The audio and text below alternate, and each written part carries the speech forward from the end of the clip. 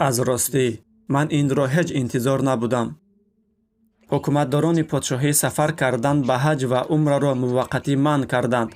این اولین مرگ برای مسلمانان بریتانیا شد.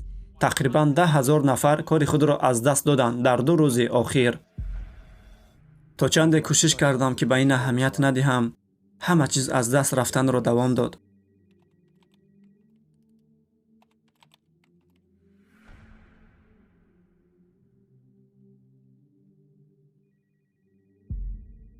و بعدی کار در آن است که همه این واقعه ها رخ داد دقیقاً پیش از آمدن رمضان. در ماهی که همیشه خرسندی آور بود در یک سال، در ماهی که با دوستان و نزدیکان یکجا می شدیم، حاضر باشد حداقل با دست سلام کردن می توانیم. و از این بدتر دلم خود می شود از آن که محروم شدم از یگانه جایی که آرامی روحانی می گرفتم. آن را هم از دست دادم.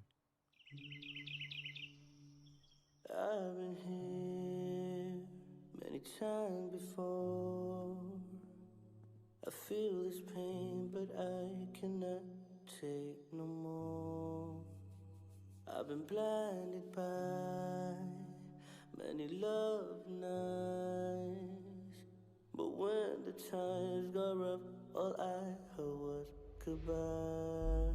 همه این واخوری ها و دیداربینی ها در مسجد با دوستان و نزدیکان، حاضر باشد حتی از خانه برآمده نمی توانیم. Now is the time to turn the page. I'm owning up to my mistakes. I broke your trust, I am to blame.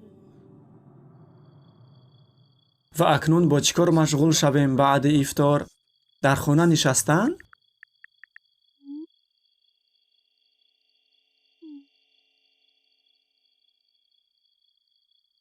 همه آن فکرهایی که مانند میکردم بر رمضان اکنون به آخر رسید. من همه کار رو میکردم در این دنیا تا که همه‌اش دوباره برگردد.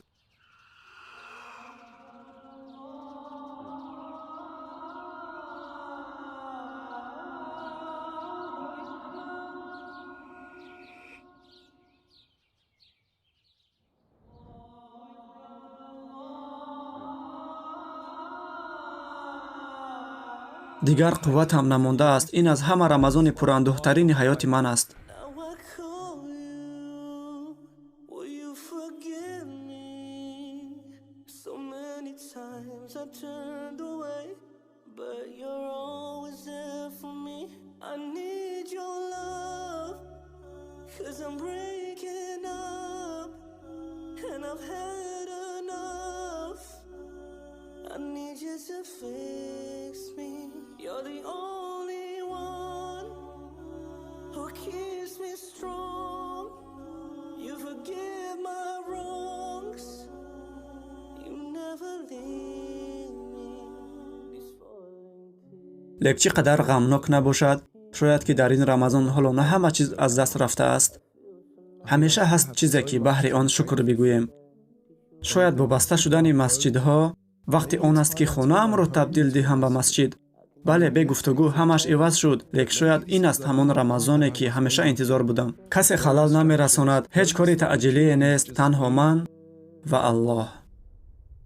همه آن چیزی که به من لازم است تا که رمضان را خوشبخت‌ترین رمضان کنم در طول حیاتم. I need your love, 'cause I'm breaking up, and I've had enough.